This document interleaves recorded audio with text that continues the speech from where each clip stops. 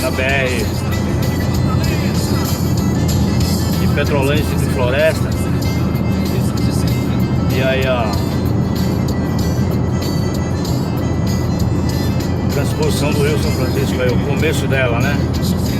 À esquerda aqui no vídeo, à esquerda tá o Rio São Francisco, né? Aí tá vendo a ponte aí, ó.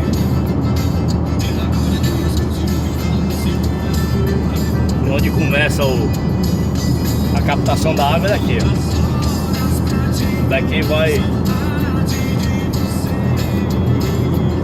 ela vai para todos os lugares, né? São três eixos, né? É daqui, ó. Pena que não pode subir, senão eu subir até lá em cima lá para mostrar como é que é. É limitado aqui o negócio. É restrito. Foi aqui que a Dilma veio inaugurar e tal. Ela e o Lula veio. As bombas, monstros, o negócio é gigante.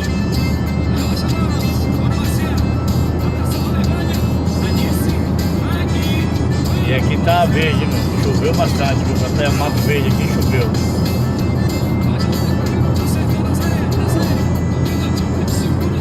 Geralmente isso aqui é tudo seco, é cinza.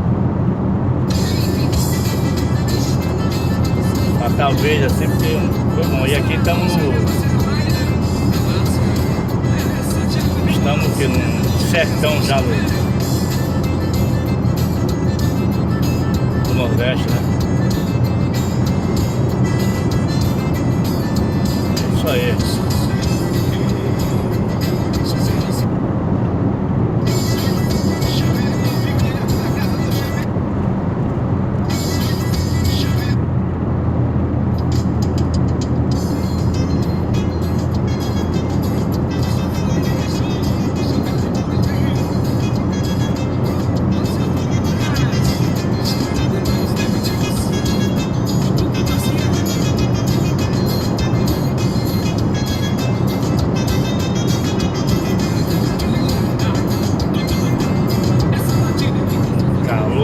Demais.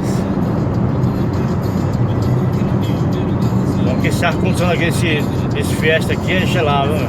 Nossa, gela. Muito bom esse ar-condicionado. Velocidade do ventilador no 1. Direcionado pra minha mão aqui, meu. Chega a queimar minha mão. Caceteiro, viu, cara? Aí, ó, um monte de animal na pista aí. Cabra, bode, cavalo, jumento, tudo fica na beira da pista. Aqui é de dia é perigoso, imagina à noite, trafegar isso aqui à noite. A atenção tem que ser redobrada, senão nada de cara mesmo os animais, tem jeito. Aí onde vem um bom farol bem regulado,